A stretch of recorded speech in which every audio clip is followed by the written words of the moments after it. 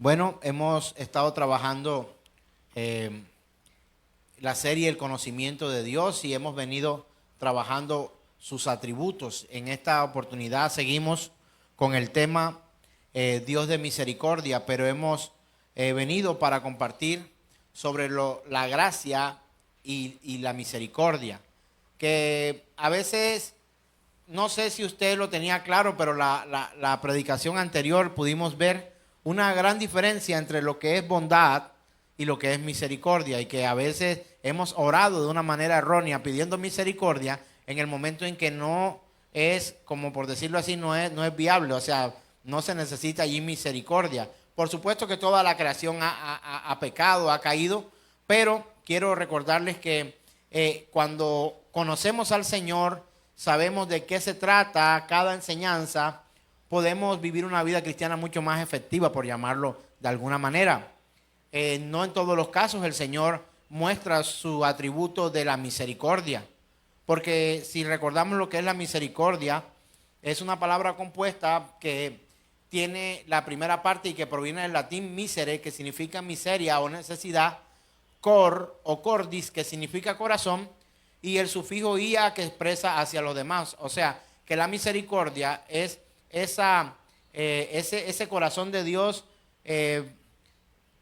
No quisiera utilizar el término conmovido, porque es que a él no lo conmueve nada. Él es entero, él es perfecto, él es inconmovible. Pero él ve la miseria en el hombre y se compadece de ellos porque él es compasivo. Es un atributo que en otro momento trataremos, pero también tenemos que utilizar o esforzarnos por utilizar lo mejor que podamos. Yo trato de poder expresar las palabras. Por supuesto no lo voy a lograr a la perfección porque soy un hombre que comete muchos errores y en la lingüística cometemos muchos errores, pero el término que más se adecua a esto es compasión por nosotros. Él muestra su misericordia y la compasión acompaña cuando nos ve en miseria a nosotros. Siente compasión por nosotros. ¿Recuerdan aquel pasaje cuando Jesús los vio y dijo que eran pobres esos, que le conmovía en su corazón porque eran como ovejas que no tienen pastor? Y dice la palabra que él fue conmovido en su corazón, ¿verdad? Entonces, veníamos hablando de lo que era la misericordia. La misericordia tiene su origen en la bondad de Dios, pero no porque la misericordia venga después, que se creó después que Dios fue bueno. No, Él es misericordioso desde el principio, Él es bueno desde el principio. No, para poder llegar a hacer algo, no tuvo que hacer un curso para lograr otros atributos, sino que Él es perfecto desde el principio. Y la cita con que empezamos fue Salmo 136 y hablábamos de lo que decía el salmista: alabad a Jehová porque Él es bueno y para siempre es su misericordia, que son dos cosas distintas, pero a veces nosotros las confundimos. En el caso de estar bien, estar sanos y querer, por favor, Señor, ayúdame a que pueda hacer mi trabajo de la manera adecuada, por ejemplo, y usted clama misericordia, es posible que no sea el término adecuado para usar en esa oración. ¿Por qué? Porque usted no se encuentra en miseria, usted es muy ocupado y necesita pedirle a Dios que le ayude, que en su bondad, en su sabiduría, de pronto acudir a otros atributos que Él tiene como una solicitud expresa y correcta para cuando solicitamos la intervención del Señor. Entonces, si yo estoy muy ocupado en mis trabajos y le pido misericordia, yo podría preguntar, pues, ¿estás trabajando? ¿Cuál es tu miseria? Por supuesto que míseros también significa necesidad, pero esa necesidad refiere a una posición de dolor, de angustia, de terror o de algo que fuera de esa forma. Podríamos orar de la manera correcta pidiéndole: Señor, tú que eres bueno, ayúdanos, danos sabiduría. Tu escritura, yo me sumerjo en tu palabra y yo sé que tú me has dicho que los que estemos trabajados y cansados vengamos a ti. Pero si usted pide misericordia en un momento en que está ocupado, parece que no es procedente acudir a ella.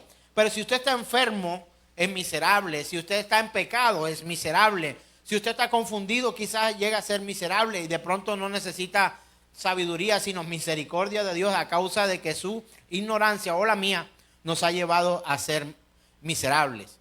Entonces la misericordia tiene que ver con la miserableza del hombre. Y más adelante hablamos algunas citas en las que también expresábamos que tiene que ver con entrañable, con las entrañas, ¿de acuerdo? Y hablábamos también, alguien me recuerda de lo de la coma en un mal lugar, una lectura errónea nos puede llevar a doctrinas erróneas. Entonces somos miserables porque no conocemos muy bien el idioma que hablamos, y mucho menos el hebreo antiguo, o el latín o el griego, en el cual se nos ha permitido escudriñar la escritura para traerla a nuestro idioma. Luego hablamos acerca de la duración de su misericordia. ¿Hasta cuándo es la misericordia de Dios? Es desde antes y para siempre. Porque hablábamos y compartíamos la escritura que dice en Salmo 103, 17, más la misericordia de Jehová es desde la eternidad hasta la eternidad. La misericordia de Dios se acaba el día que vayamos todos como esposa del Señor a la boda del Cordero. Ese día ya no hay más misericordia. No, eso hace parte de la eternidad. Y el día que el impío es condenado al infierno, ¿se ha acabado su misericordia? No, se ha ejercido su justicia, pero Él sigue siendo misericordioso. Y es lo que muchos hoy no comprenden. Y por eso la necesidad de haber predicado el tema de la fiesta de bodas, porque ahí hay unos espacios donde tenemos que identificar que hay una invitación, que hay una inspección, y que también hay un momento donde es sacado aquel que ha rechazado. Y el mismo Señor Jesús nos enseñó, el reino de los cielos es semejante a un rey que hizo una boda, una fiesta de bodas a su hijo, y convidó, y que bueno, y que la gente no quiso aceptar, y luego que aquella persona quiso entrar de manera forzada cuando ya no era tiempo de aceptar la invitación, el Señor lo sacó de aquella fiesta. Y es lo mismo que va a pasar en el cielo o en el paraíso cuando el Señor nos llame luego del juicio. Nadie va a colarse en el cielo, y algunos hoy esperan poder entrar de agache o como colados al reino de los cielos, y la escritura no nos enseña eso. Es difícil de predicar, muy difícil predicar acerca de estas verdades, pero más difícil será enfrentarse a esa realidad. Entonces yo, como algunos otros hermanos, han sido llamados a predicar la verdad completa. No solamente el que vienes al templo y ya hay salvación. ¿Qué hay que hacer para ser salvo? ¿O qué en nosotros, en qué depende de que seamos o no salvos? Somos salvos por fe para que nadie se gloríe, no por obras, ¿verdad? Entonces, nuestra fe en el Señor, el acudir a su voz, acudir a su llamado, obedecer su palabra, y disfrutar esa misericordia que Él nos ofrece, nos lleva a vivir de acuerdo a su voluntad y disfrutar de su reino. También habíamos estado hablando, y comencé solo un poco, empecé con que hay una diferencia entre gracia. Creo que fue lo que empecé, por ahí creo que fue que quedamos, y vamos a empezar por acá. ¿En qué difiere la misericordia de Dios de su gracia? Y la misericordia de Dios, como ya lo mencioné al principio, tiene su origen en la bondad divina. O sea, hace parte o se da de la mano con su bondad. Porque ya lo dije anteriormente, el hecho de que Él juzgue a alguien no lo hace malo. No lo hace malo. Pero no es la faceta de Dios que se muestra en ese momento. Cuando Dios condena al culpable, nosotros podemos llegar a confundirnos y a creer que Dios no es misericordioso o que no es bueno, pero está ejerciendo justicia. Si alguien entrara a su casa, asesinara a los suyos y usted quedara vivo y llevaran a esa persona a un estrado judicial y usted estuviera ahí y el juez le dijera, como yo soy un juez bueno, voy a perdonar lo que este hombre hizo, así que usted que ha sufrido la pérdida de su pariente, perdónelo ya, deje las cosas así. Nosotros llamaríamos a ese juez injusto. Lo llamaríamos injusto, no lo llamaríamos de otra manera. Y eso no obedece a que de pronto hayamos vivido momentos en los que podríamos haber sufrido y, por llamarlo de alguna forma, perdido. Porque reclamamos nuestros derechos y el juez se parcializó. Es un juez corrupto. Es un juez que se vende. Es un juez que es fácil comprarlo con cosas de este mundo. Pero al Señor nadie le comprará. Ni le ha comprado. Ni lo compra hoy, ni lo comprará mañana. Él permanecerá fiel a Él, primeramente. Y también es fiel a sus hijos por amor de su nombre. Y Él muestra su misericordia con aquellos que claman a Él. Y lo vimos, ¿de acuerdo? Entonces, para mirar un poco entre la diferencia de misericordia y gracia ahora, habíamos visto entre la bondad y la misericordia, que a veces tiende a confundirse. La primera cuestión de la bondad de Dios es su benignidad o generosidad, mediante la cual Él da generosamente a sus criaturas como criaturas que son. Así ha dado ser y vida a todas las cosas. Y la segunda cuestión de la bondad de Dios es su misericordia. La primera es su benignidad o generosidad. Él es bueno, Él es generoso, hace parte del carácter de Dios, pero también es misericordioso y por eso nos hace conocer su atributo de la misericordia. Y esta misericordia denota la inclinación de Dios para aliviar la miseria de las criaturas caídas. Las criaturas caídas. Y cuando hablo de criaturas caídas, de pronto empezamos a titubear, porque de pronto usted de pronto usted sí es estudioso. Me salgo yo de ahí. No quiero usurpar un lugar que no me corresponde. De pronto usted sí es una persona estudiosa. Y de pronto cuando yo le hablo de criaturas caídas, lo primero que usted puede llegar a traer a su mente es no solamente, bueno, además del hombre, ¿qué otras criaturas han caído?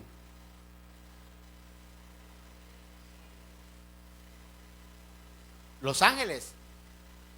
Entonces, cuando la misericordia de Dios es manifestada a sus criaturas caídas, ¿usted cree que incluye o no a los ángeles? ¿Los incluye sí o no? Vamos a hacerlo así. Alce la mano el que cree que sí lo incluye. La misericordia de Dios, esa expresa a las criaturas caídas, ¿incluye a los ángeles que han caído también? ¿Alguien podría levantar la mano? No, pero si dice que sí, levante la mano. ¿Cuántos están de acuerdo? Yo estoy de acuerdo con que la misericordia de Dios incluye a los ángeles que han caído. La respuesta es no. Sí la hay. Ya se la voy a enseñar. No hay evidencia escritural, me están diciendo por acá, para los que están viendo de que los perdona no hay. Y no la hay, no la habrá. Porque la misericordia de Dios está destinada al hombre, no a los ángeles. Y vamos a hablar un poco más de esto. ¿Pecaron los ángeles que estaban en el cielo? ¿Sí o no? Entonces, si la misericordia tiene que ver con la misericordia y también con el pecado, puede que lleguemos a entrar en un conflicto para definir esto, y vamos a estudiar esto esta mañana también. Él nunca ha ejercido misericordia hacia los ángeles, ya que nunca han tenido ninguna necesidad de ellos, pues no han pecado estos que están aquí con el Señor bajo efectos de la maldición. Sin embargo, ciertamente ellos sí reciben gracia libre y soberana de Dios de la siguiente manera. Número uno, en primer lugar, porque Dios los eligió a ellos de entre toda la raza angelical. Había una raza angelical, unos desobedecieron y fueron expulsados de allí de donde estaba Dios. El Señor no convive con ellos, aunque Él es en todos los lugares, es omnipresente. Pero quienes fueron expulsados fueron ellos, no Dios. No es que Dios no pueda cohabitar en cualquier lugar del universo, conocido o no conocido. Pero ellos sí fueron expulsados de la presencia o acceso directo al Creador, a quien los creó, también a los ángeles. Si usted y yo leemos en primera carta, no está allí, son unas citas que quiero compartir. Primera carta del apóstol Pablo a Timoteo, capítulo 5, verso 21. Primera carta del apóstol Pablo a Timoteo 5:21 dice de la siguiente manera. El apóstol Pablo, enseñando a Timoteo, le dice: te encarezco delante de Dios y del Señor Jesucristo y de sus ángeles escogidos, que guardes estas cosas sin prejuicios, no haciendo nada con parcialidad. El apóstol Pablo, inspirado por el Espíritu Santo de Dios, está haciendo una diferencia entre los ángeles. Así como el Señor también hace una entre usted y yo. Sí, nos ama a todos, pero unos serán llamados y no acudirán al llamado de Dios. Por eso la Escritura dice, pues serán muchos los llamados y pocos los escogidos. Entonces el apóstol Pablo está enseñando que hay unos ángeles escogidos. Y dentro de esa soberanía del Señor, unos fueron expulsados, pero otros fueron preservados para la gloria del Señor. Y si usted y yo lo miramos, vemos el segundo punto. ¿Por qué al elegirlos? Porque también los preservó de la apostasía que ocurrió cuando Satanás se rebeló y arrastró con él un tercio de las huestes celestiales. Y eso lo leemos en Apocalipsis capítulo 12, verso 4. La Escritura dice: y su cola arrastraba la tercera parte de las estrellas del cielo y las arrojó a la tierra. Y el dragón se paró frente a la mujer que estaba para dar a luz, a fin de cómo devorar a su hijo tan pronto como naciese. Imagínense, esos fueron bastantes, tercera parte, un tercio de ellos. O sea, divida. ¿Usted quiere saber cómo es un tercio? Vamos a hacerlo en términos coloquiales. Compre un pan, pártalo en tres, y uno de esos tres pedazos fue sacado. Quedaron solo 2/3 de ellos. Eso es bastante, hermanos. Es casi, si dijéramos la mitad, estaría muy cerca de eso, ¿verdad? De pronto nos exageraría un poco más. Pero un tercio es partir algo en tres y sacar una parte de ella. Son muchos. Y son huestes celestiales, legiones de ángeles. Y en tercer lugar, al hacer Cristo la cabeza de ellos, como dice la Escritura, en Colosenses capítulo 2, verso 10, dice: y vosotros estáis completos en Él. ¿En quién? En Cristo, que es la cabeza de todo principado y potestad. Ahí incluye los ángeles. Ahí incluye los ángeles. Y en primera carta del apóstol Pedro 3:22 dice: quien habiendo subido al cielo está a la diestra de Dios, y a Él le están sujetos ángeles, autoridades y potestades. Entonces es posible que lleguemos a confundir esto de que los ángeles experimenten la misericordia de Dios. Los ángeles no experimentan la misericordia de Dios, porque los caídos serán echados al infierno, condenados, ya han sido condenados, ya la sentencia ha sido dictada, pero hace falta la ejecución para que el día del Señor sea manifiesto, y que unos vayan al infierno y otros vayan al reino de los cielos a disfrutar del Señor, del paraíso, una eternidad con Dios, y ellos una eternidad en el infierno. Qué terrible hoy es escuchar predicar y que algunos omiten esta palabra. La palabra pecado y la palabra infierno hoy está casi erradicada de algunas congregaciones, y esto es triste, porque al no predicar el evangelio completo, aquellas personas están destinadas a ir a aquel lugar de infierno y morir a causa de su pecado, porque no se les es expuesto.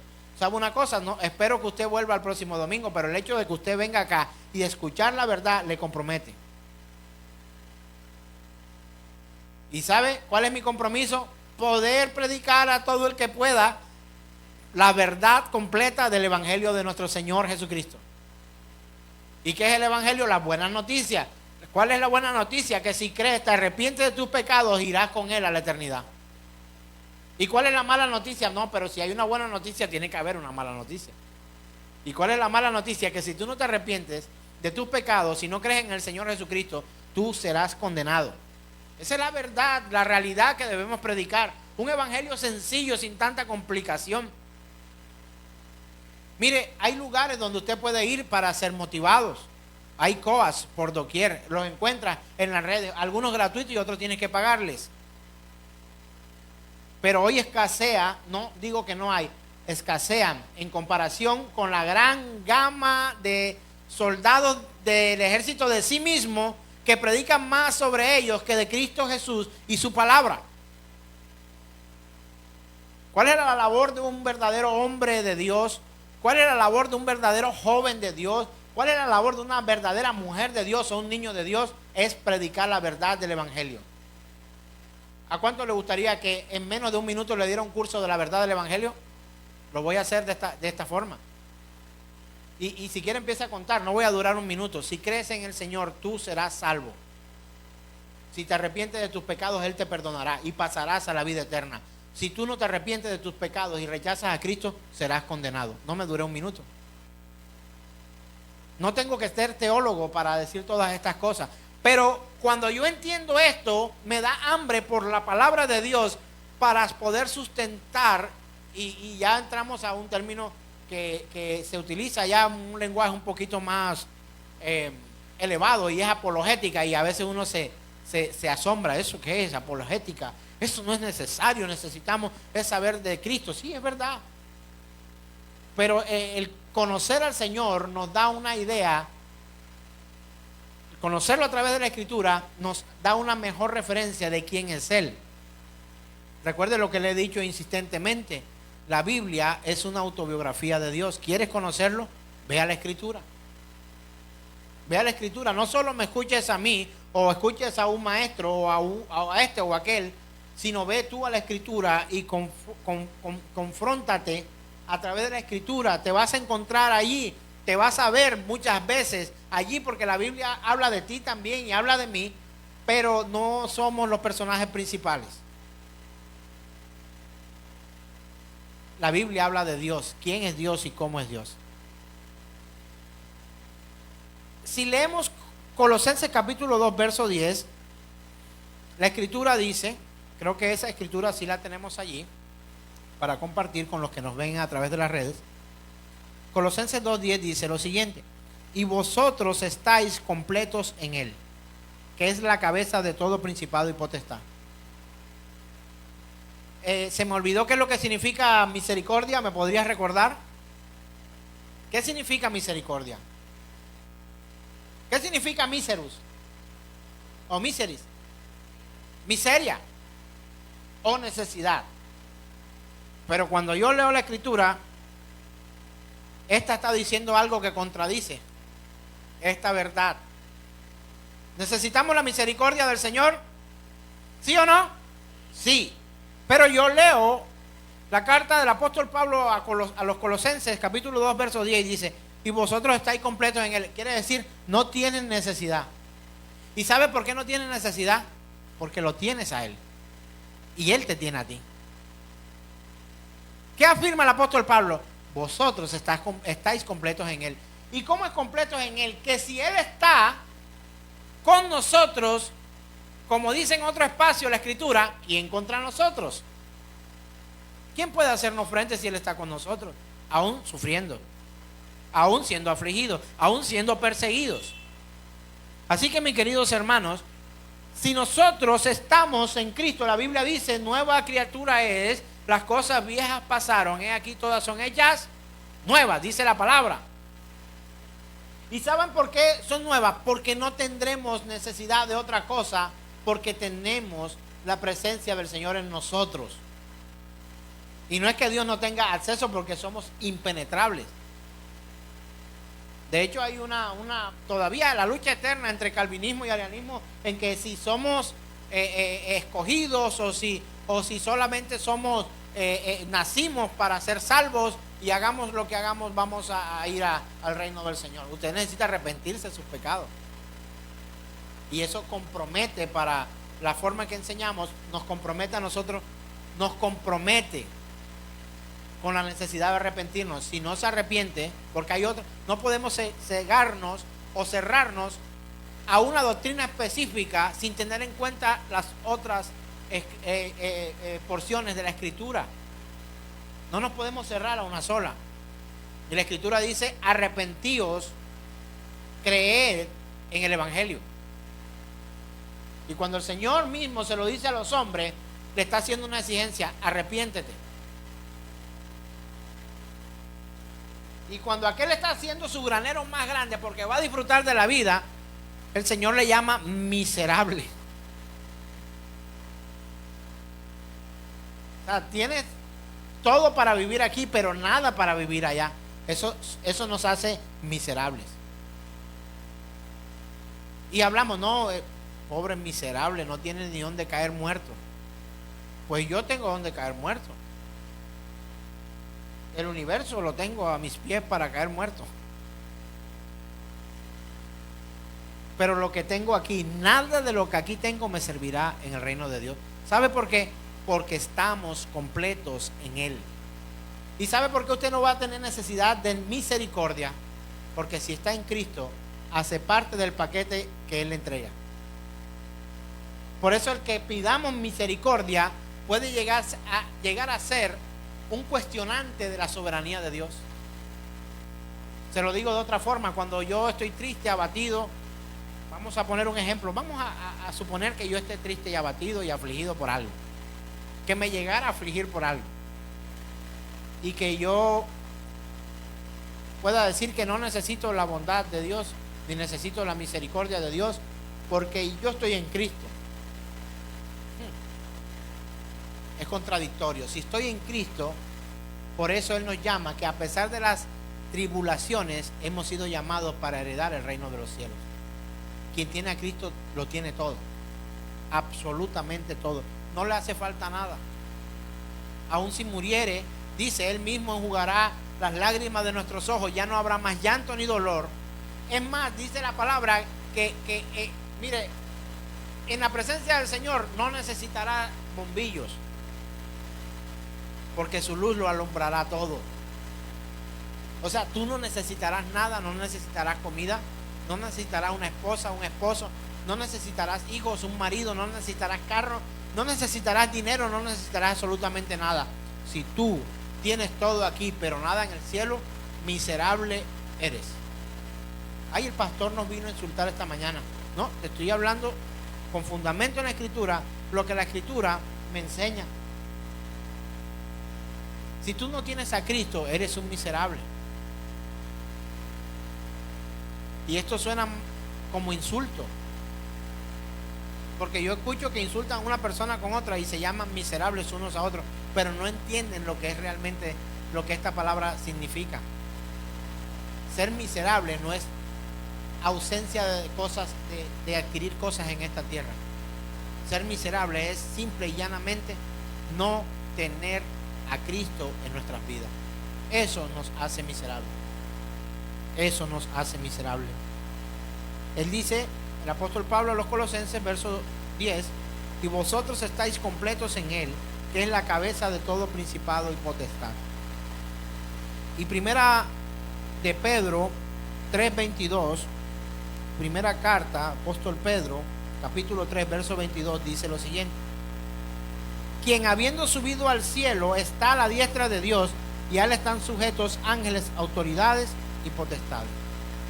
Entonces, en cuarto lugar de lo que hablábamos entre la gracia y la misericordia, y si es dada a las criaturas caídas, los ángeles entran allí. En cuarto lugar, por la posición exaltada que le ha sido asignada, que es vivir en la presencia inmediata de Dios para servirle constantemente, su templo celestial, y para recibir honorables encargos por parte de Él. Ellos no pueden ser miserables. Su gracia ha sido manifestada sobre aquellos seres. Si usted lee la Escritura, encontrará que nadie con pecado o con este cuerpo mortal de pecado podrá presentarse delante de Dios. ¿Sí o no? Eso lo hemos leído, lo hemos aprendido. Y entonces, ¿por qué los ángeles sí pueden? Porque carecen de pecado. Carecen de pecado. Ellos pueden estar delante de la presencia de Dios. Y ahí está la diferencia en que usted no puede estar delante de la presencia física, física, quiero aclarar. No me dicen el pedazo. Física, cara a cara con el Señor, como quisiera ya. Pero una cosa es que yo vaya y pretenda volver. Por eso la Escritura dice, nadie jamás ha visto a Dios.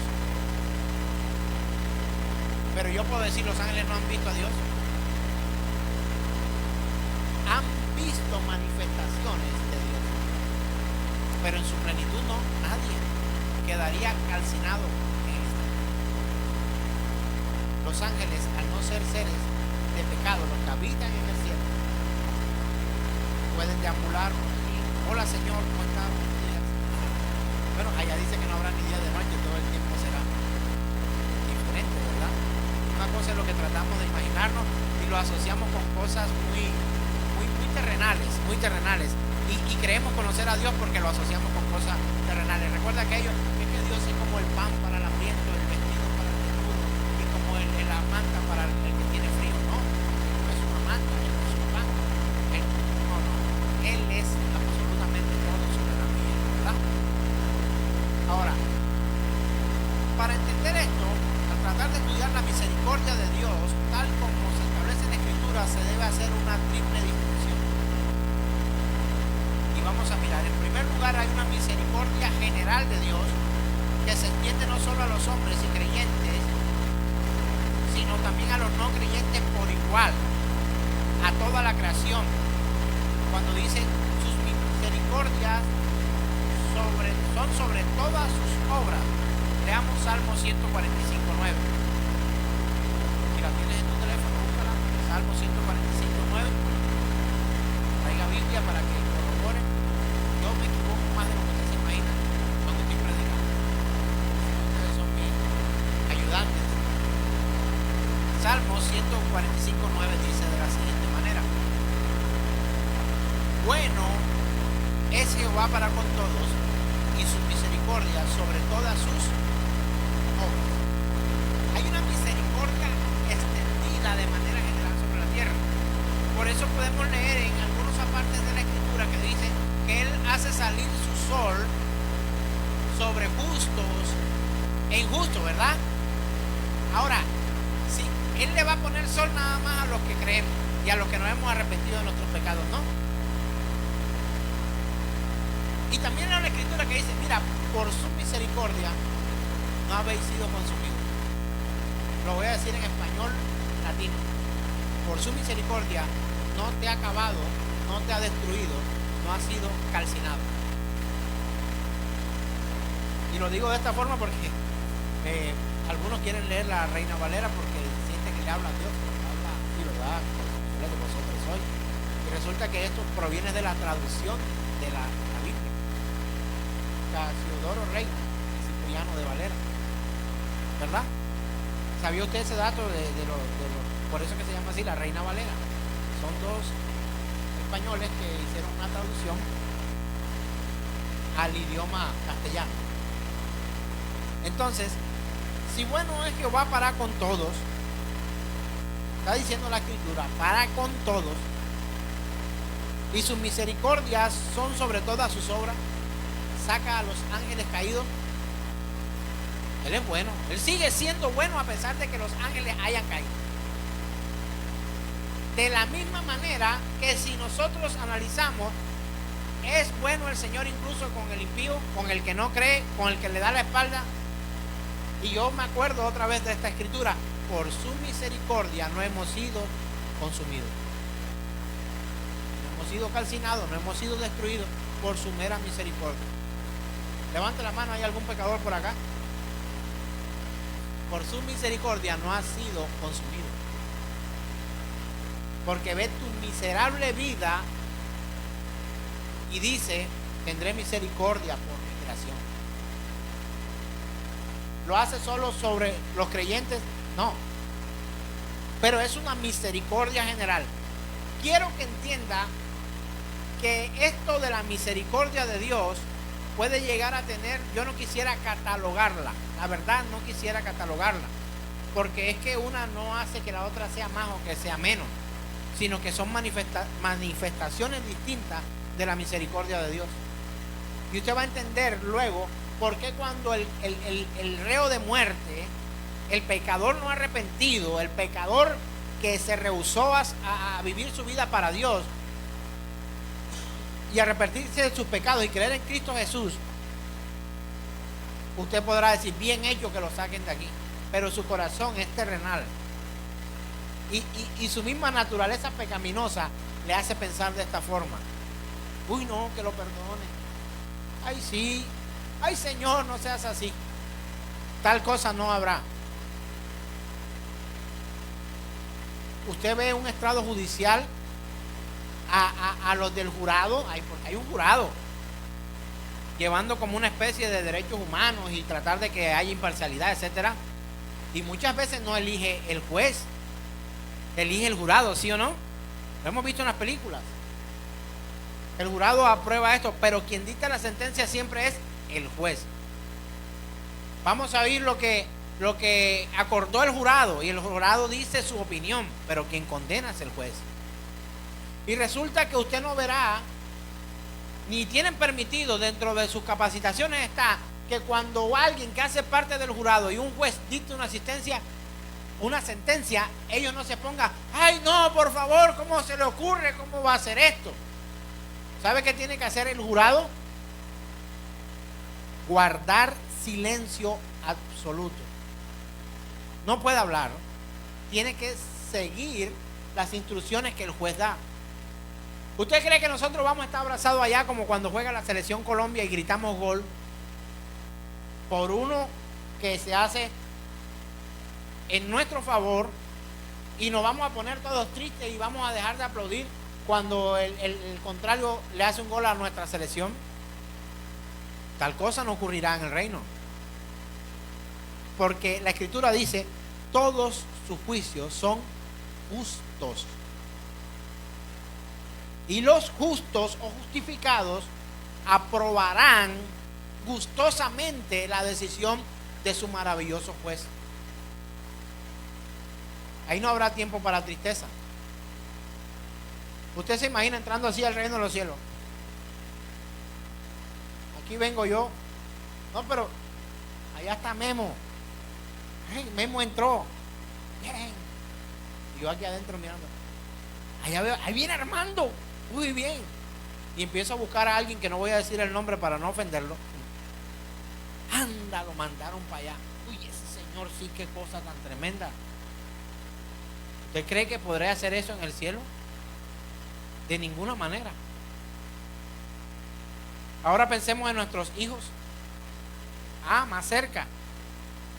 ¿Te quejarás dentro del cielo cuando Dios condene a los tuyos?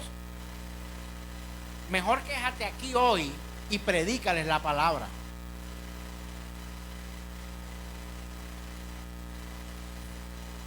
Por si ellos alcanzarán no esa misericordia general, sino una más especial para con los que Él ama y perdona. Hechos 17:25 dice lo siguiente: Él es quien da vida a todos y aliento a todas las cosas. Verso 23, vamos a leer. Hechos 17 del 23 al 25, vamos a leerlo completo. Dice: porque pasando y mirando vuestros santuarios, ¿ya se acordaron de esta escritura? El apóstol Pablo, ¿con los qué? Con los griegos, con los atenienses. Porque pasando y mirando vuestros santuarios, allí también hay un altar en el cual estaba esta inscripción: al Dios no conocido, al que vosotros adoráis, pues sin conocerle, es a quien yo os anuncio, el Dios que hizo el mundo y todas las cosas que en él hay, siendo Señor de ¿qué? Del cielo y de la tierra. Y dice, no habita en templos hechos por manos humanas, ni es honrado por manos de hombres, como si necesitase de algo, pues Él es quien da a todos vida y aliento y todas las cosas. Y hemos leído esto, y en esta escritura la hemos leído muchas veces este año, pero ahí encontramos la manifestación de la misericordia de Dios de una manera tremenda. Tanto como nosotros la necesitamos, como tanto Dios no la necesita. Porque si usted lee los últimos, el verso 25, dice, no es honrado por manos de hombres. Si Dios necesitara ser honrado por ti, Él dejaría de ser Dios. Para Él permanecer siendo Dios no necesita de tu adoración. Tú necesitas adorarlo porque Él es tu Dios y tu creador.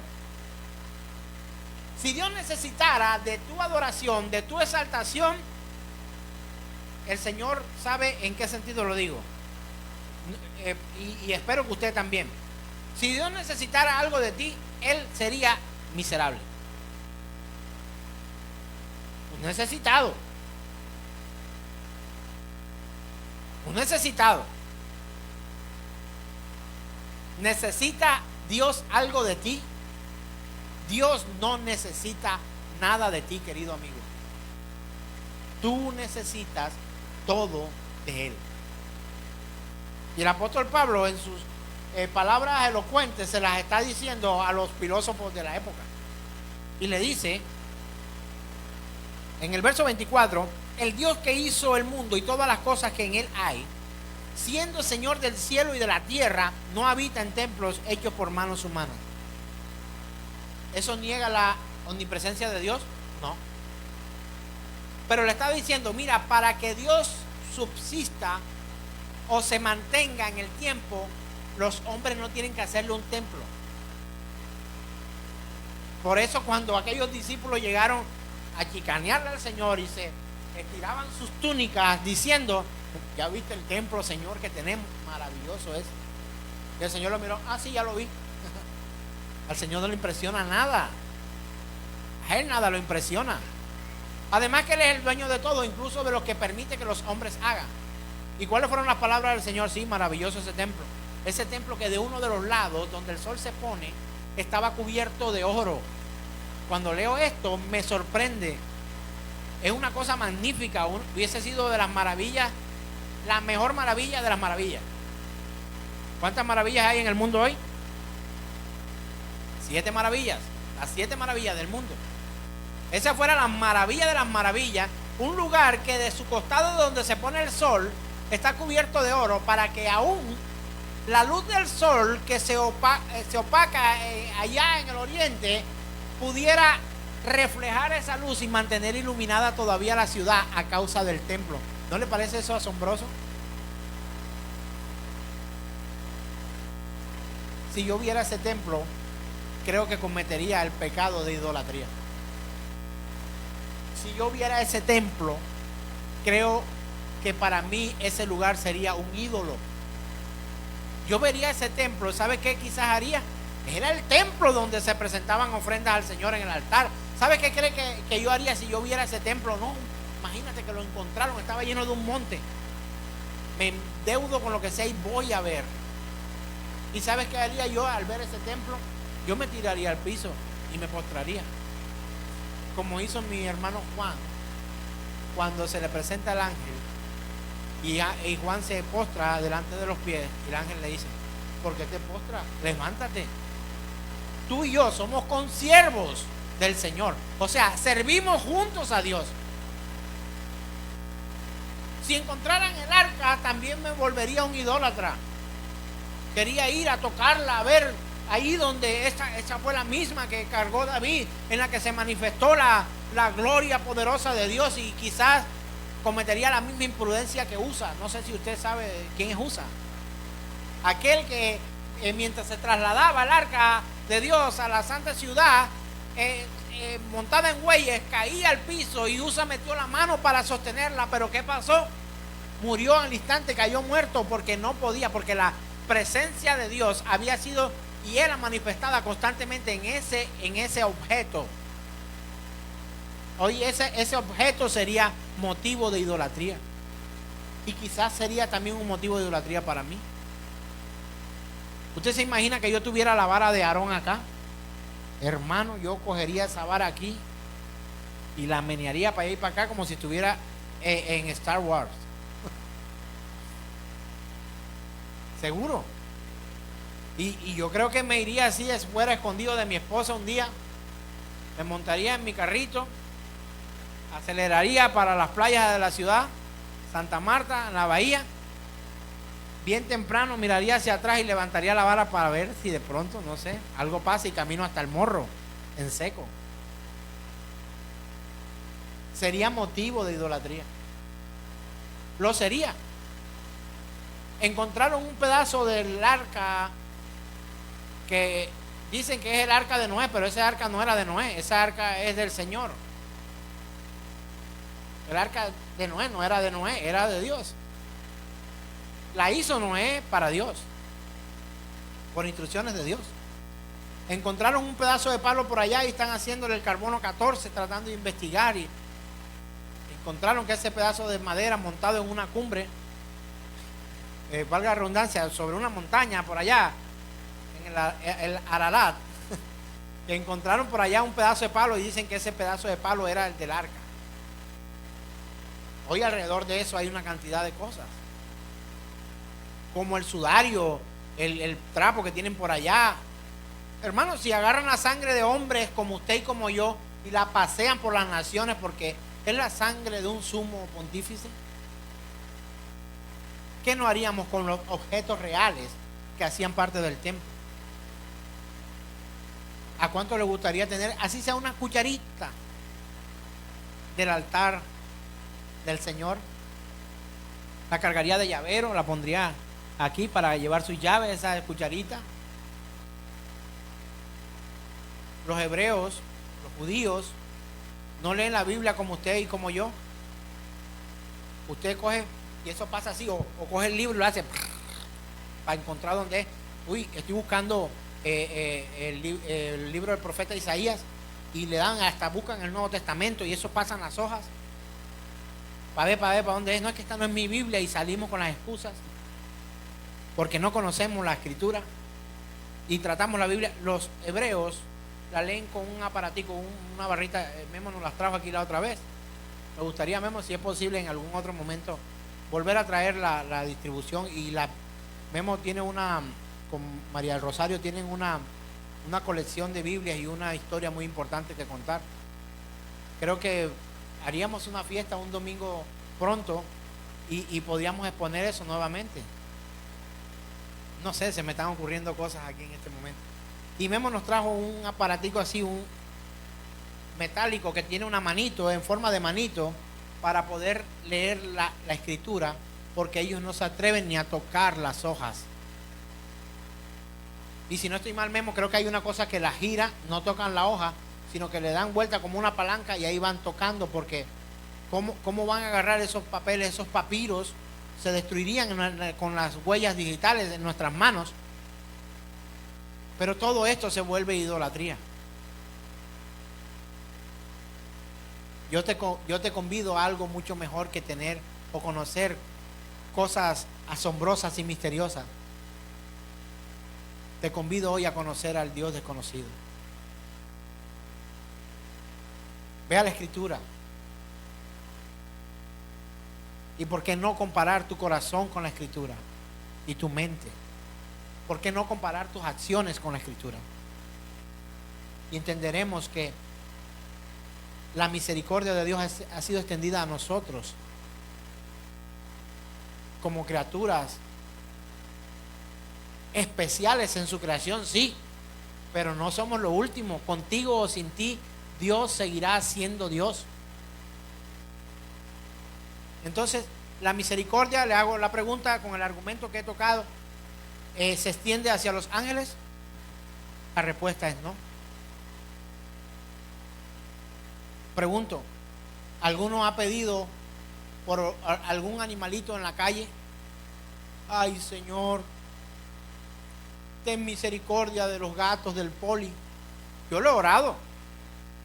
Ay, Señor, ten misericordia de esos animalitos cuando llueve. ¿No hemos orado de esta forma? Pregunto, ¿estás haciendo una oración correcta? Te respondo, la respuesta es no. ¿La misericordia de Dios es sobre los animales? La general sí, porque es sobre toda su creación. Pero ¿es la misma misericordia que se ejerce sobre nosotros los creyentes y arrepentidos de nuestros pecados? La respuesta es no. ¿Has pedido tu misericordia de un animal muriendo en dolor? ¿Sí o no? Yo le he pedido al gato, ay, se me está muriendo el gato, Señor, ten misericordia. Ahí ocurren varios fenómenos. Y uno de ellos, fenómeno, es algo que no está dentro del orden, ¿no? Número uno es que tú no tienes que pedirle a Dios que Él sea algo que Él ya es. Y número dos, tú no puedes pedir misericordia como la que Él tiene contigo, porque el perro y el gato no cometen pecado. La gallina no comete pecado. El periquito que se enfermó no comete pecado. Esa misericordia está reservada para los hijos de Dios. Pregunto, ¿es importante conocer esto? ¿Sabe por qué? Porque menospreciamos esa misericordia del Dios misericordioso, la que Él ha extendido sobre nosotros. Y nos es muy fácil creer que se distribuye por doquier como si fuera, no sé, regalo de Navidad para unas épocas, o como si pusiéramos un comedor para que todos los hambrientos vinieran y comieran. Cuando digo hambriento no es ofensa. Hoy estoy hambriento, no he comido, no desayuné. Bueno, por ahí me regalaron un pan. Pero nos causa estupor ciertas palabras. ¿Te causaba estupor la palabra miserable? Ahora, ten cuidado donde la usas. Tanto como para que no ofendas, como para que sepas quién está viviendo miseria o no. ¿Porque es pobre, es miserable? Mi Biblia dice que no. Mi Biblia dice en Apocalipsis, cuando el mensaje a las iglesias le dice a una, te crees que teniendo todo, que eres rica, pero ¿sabes qué eres? ¿Qué le dice?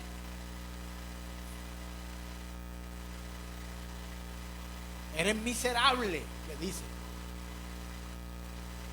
¿Por qué es miserable? Porque tienes los mejores equipos y tienes todo.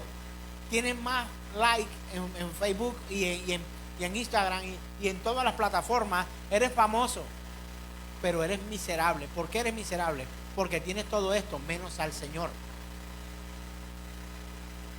menos su palabra, menos su evangelio, más de ti, menos de Dios. Y Juan decía que yo mengüe para que Él crezca, pero hoy eso está invertido en muchos lugares. ¿Sentirá usted que yo les ofendería a los que podríamos llamar en algún momento hermanos, pero que hoy no son hermanos de otras congregaciones, si yo les llamara miserables? Si usted entiende el concepto y el argumento que yo he utilizado hoy, usted también le llamaría miserable, como yo les llamo miserables, pero con dolor en el corazón y no ufanándonos de que somos nosotros los portadores de la verdad. No, portador de la verdad es Jesucristo, y nos las dio a conocer a través de hombres imperfectos, pero su palabra es perfecta, y hemos sido llamados a predicar la verdad de un Dios perfecto y absoluto. Dios tiene piedad con la creación salvaje. Él es piadoso también. Por decir yo que es incorrectamente bíblico orar por un animal que está muriendo o que está sufriendo, pedir a Dios misericordia, eso no significa que Dios sea indolente. Él tiene piedad por ellos. De hecho, su gracia, que pareciera una palabra mucho más comprometedora, pero misericordia contigo y conmigo como con ninguno en el universo. ¿Sabe por qué? Porque un perro no está perdido.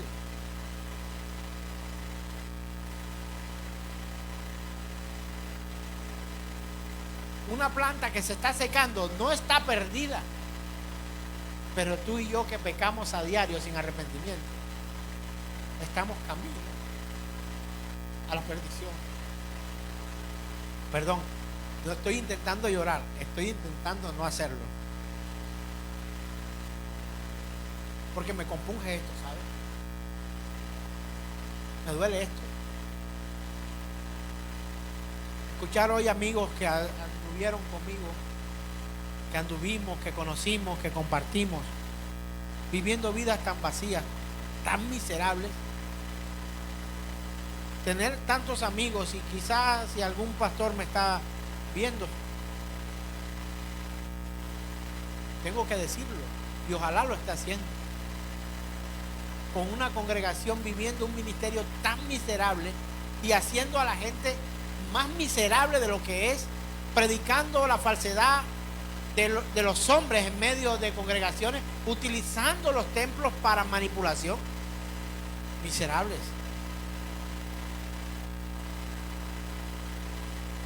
Eso es triste. Así que entienda que llamar a alguien miserable no le está diciendo simplemente que es mala persona.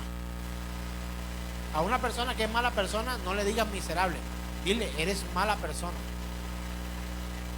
Pero quizás esa mala persona, siendo mala persona, puede que no sea miserable, y alguien siendo para tus ojos buena persona sea el miserable más miserable que hayas conocido o que conocieras en tu vida.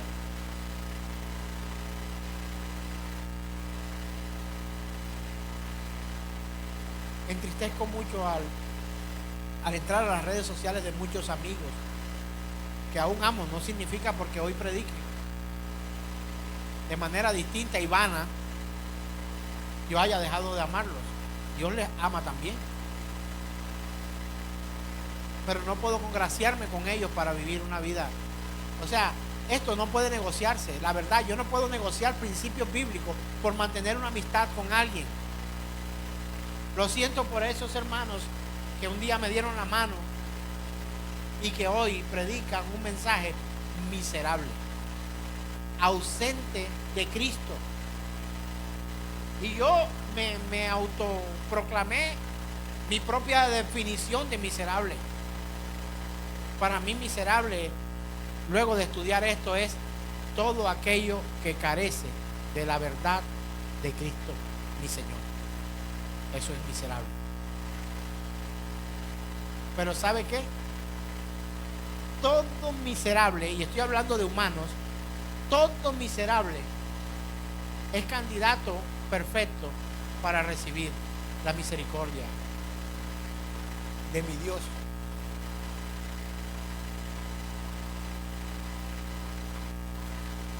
¿Sabe por qué? Porque tienen necesidad. Porque si ellos no conocen al Señor, su miseria se hará manifiesta el día del juicio. Y vivirán ausentes, no estos días de la tierra, sino la eternidad sin Dios.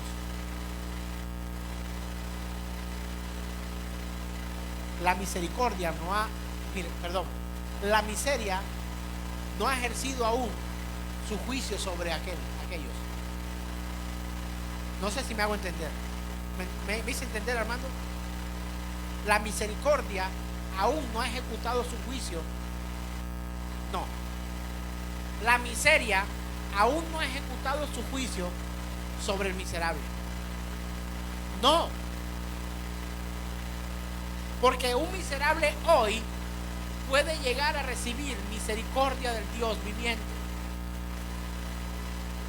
¿Cuándo hará efectivo su factura o su cobro la miseria? El día en que fuese condenado, hallado culpable y enviado al infierno. Ese día la miseria cobrará su factura, hará efectiva su acción. ¿Lo dice Tozer? No. ¿Lo dice Pink? No. ¿Lo dice Washer? No. ¿Lo dice Michelin? No. Lo dice la Escritura. Buscando, hurgando como antropólogo en tierra, como arqueólogo en cavernas, por nuestra limitación con el idioma. Pastor, eso está bíblicamente, no está escrito bíblicamente, pero quiero que lo analice a la luz de la Escritura, que es diferente. Yo no le estoy dando una cita bíblica con mi opinión, pero he encontrado verdades poderosas al ir a la Escritura. La miseria no ha ejecutado su obra completa. Todos los que hoy viven en miseria tienen la oportunidad de acudir a un Dios que es misericordioso, y que esa misericordia de Él sea efectiva en el miserable. No sé si me he vuelto muy repetitivo, pero quiero que usted lo comprenda, y que si algo aprende, lo lleve bien para que lo enseñe de la manera correcta. En segundo lugar, existe una misericordia especial de Dios, la que ya le dije, la que se ejerce hacia los hijos de los hombres, ayudándolos y socorriéndolos a pesar de sus pecados. Pregunto, ¿Dios te recibe con tus pecados? Siendo Él misericordioso, ¿Él te recibe con tus pecados? ¿Quién más está de acuerdo? Él te recibe a pesar de tus pecados. Él te recibe a pesar de tus pecados. Porque si Él abriera el cielo para que los pecadores entraran, ¿crees tú que sería un acto de misericordia? Pregunto. Si Dios hoy, voy a decir una casi herejía, perdónenme, Dios sabe la motivación con que lo hago. Si este espacio, que fuera mucho más grande, inmenso, infinito, fuera el cielo, y a mí Dios me dijera, vas a estar en la puerta y vas a dejar entrar solamente a los que yo diga. A los que yo no te diga, no vas a dejar entrar. Y si viene alguien, yo medio abro la puerta y me dice, ¿y tú qué haces aquí? Yo me quiero meter aquí al cielo. Vamos a hacer una cosa. Te voy a abrir, pero no le digas a nadie que yo te deje entrar. Y yo le abro la puerta para que ese pecador no arrepentido entre al cielo, y yo cierro la puerta. ¿Yo sería más bueno que Dios? Sería un desobediente, sería un rebelde, y en primer lugar eso nunca va a pasar. Pero si Dios abriera las compuertas de los cielos para que los pecadores no arrepentidos entraran, Él dejaría de ser justo.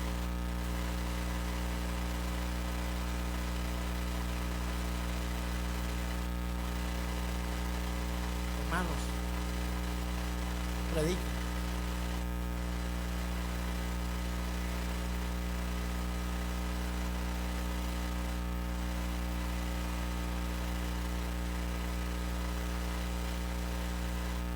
Prediquen su palabra. Yo no sé hasta cuándo puedo hacerlo. Pongan silencio eso, por favor. O métalo en el agua.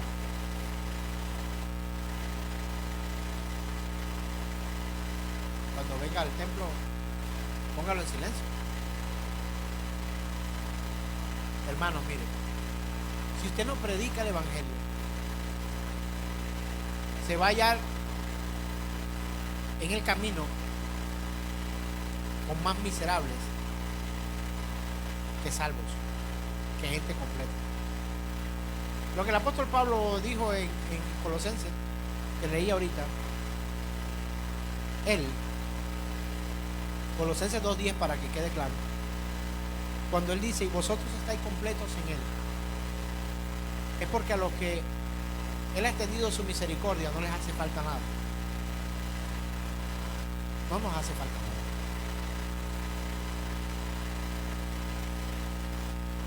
A los ángeles Dios también les comunica todas las necesidades de la vida.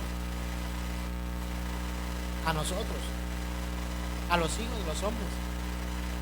Ahora, ¿tiene Dios que contarnos todo lo que va a hacer? No, porque Él es soberano. Pero algo que he visto es que a sus hijos muchas veces les hace ver lo que ha de ocurrir. Porque a pesar de que Dios es suficiente, trabaja con hombres. Trabaja con hombres. Toda esta historia de Moisés, toda esta historia de Abraham, toda esta historia, y la suya y quizás la mía, trabaja con hombres para mostrar su nombre, para que enaltezcamos su nombre. Si yo no lo enaltezco, Él será más bajo. No, pero su creación tiene que enaltecer su nombre, y quien no lo hace es despreciable ante sus ojos, y eso no lo hace malo. Eso no lo hace malo. Su creación, nosotros, sus hijos, a los que se le ejerce la misericordia, deberíamos ser obedientes. En tercer lugar, existe una misericordia soberana que está reservada para los herederos de la salvación, la cual se le comunica de manera pactada a través del mediador. Vamos más profundo. Una general, una como intermedia, y ahora esta misericordia soberana. Es la misma misericordia, pero podemos comprenderla si la... Mire, Dios no se divide. Usted y yo nos cortan en pedazos y seguimos. No, esa es la mano del pastor. Mire la uña del pastor. Mire los pelos del pastor. Dios es indivisible. Pero esta misericordia soberana es manifestada a través de Cristo Jesús para nosotros.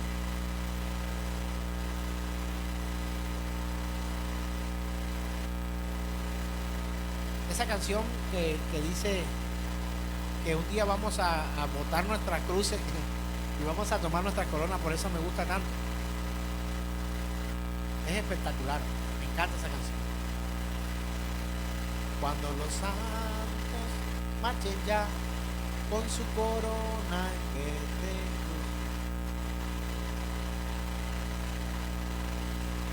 Señor, yo quiero ir conmigo.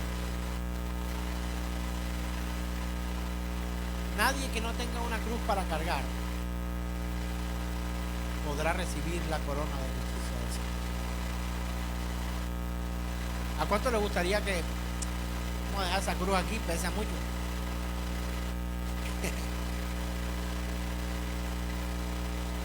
¿A cuánto le está pesando la cruz firmemente?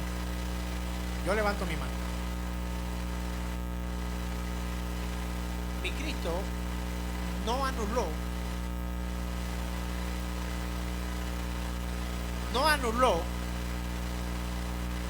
el llevar una cruz en nuestros hombros. Él dijo cosas como esta: habéis oído ojo por ojo, diente por diente, pero yo os digo, esto no será así. ¿Sí o no? ¿Lo encontramos en la Escritura, los estudiosos de la Biblia? ¿Sí o no? Habéis oído que en el pasado hicieron esto, pero yo les digo nada. Así no. Habéis oído que vosotros comeréis uvas verdes y a vuestros hijos os dará de entera, pero yo os digo que cada uno pagará por su pecado. Parafraseando. Pero yo no escucho ni leo que Él haya dicho: si alguien quiere venir en pos de mí, niéguese a sí mismo, tome su cruz y sígame. ¿Sabe una cosa? Yo no he encontrado que Él haya dicho luego: habéis oído que yo les dije, niéguese a sí mismo, tome su cruz y sígame, sino que vamos a dejar la cruz botada y vamos ahora a autoproclamarnos nosotros. Eso no ha pasado. ¿Y sabes algo? Sin cruz es imposible recibir corona.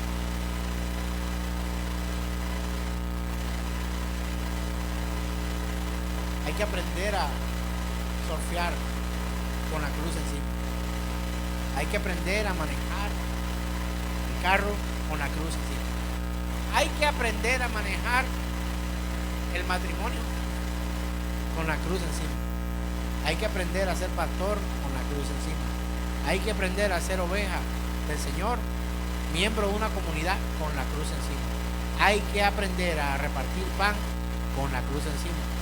Hay que aprender a ser tutor de universidad, como yo, con la cruz encima. Tienes que aprender a ser rectora con la cruz encima. Tienes que aprender a ser estudiante con la cruz encima. Tienen que aprender a ser cristianos que cargan la cruz. ¿Sabe por qué? Porque la cruz nos identifica. La forma en que la llevamos.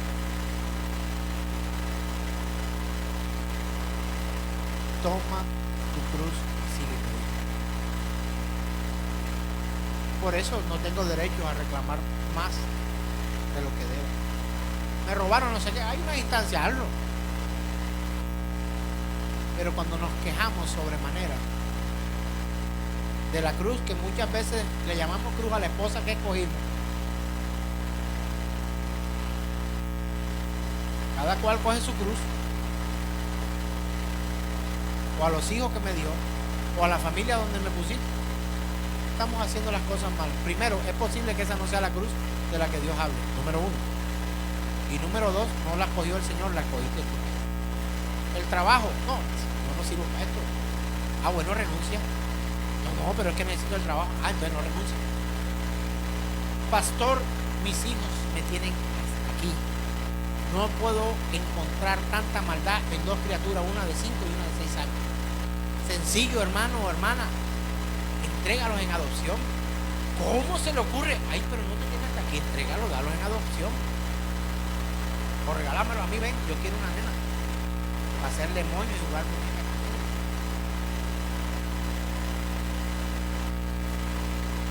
Entonces, hermanos, por hoy creo que es suficiente, pero seguiremos aprendiendo del Dios de misericordia. Autoevaluación de este mensaje. ¿Ves hoy, o ve usted hoy, esto de lo que todo el mundo hablaba de la misericordia de Dios de una manera distinta? ¿Y sabe por qué la ve? Porque a través de la Escritura podemos ir conociendo poco a poco al Señor. ¿Cuándo lo vamos a dejar de conocer? Nunca, jamás. Él se seguirá manifestando de manera maravillosa. Adoremos al Rey de Reyes, el Señor de Señores. ¿Sabes una cosa? Mientras predico la Escritura, estoy adorando al Señor. Recuérdanos, Memo, ¿qué significa adorar?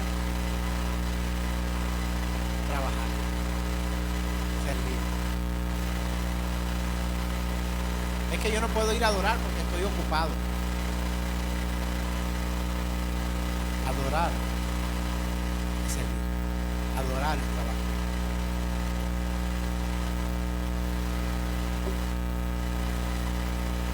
De pronto los que están en las redes no entenderán esto, pero hay un perrito acá en la puerta del templo. Pregunto como para cerrar este autoexamen o esta evaluación. Ese perrito que está en la puerta del templo acá recibe la misericordia de Dios, la general, pero ellos cuando sufren no reciben misericordia, recibirán piedad, porque esta misericordia soberana es la expresada a través de Cristo Jesús, única y exclusivamente. Él es la cura para la miseria del hombre. Él es la satisfacción de la verdadera necesidad de un miserable. Él, Cristo Jesús, es el que suple cada una de las necesidades y sana nuestras heridas, aunque todavía sangremos caminando hacia la vida eterna. Cuando Esteban fue apedreado y su cuerpo sangraba, la misericordia de Dios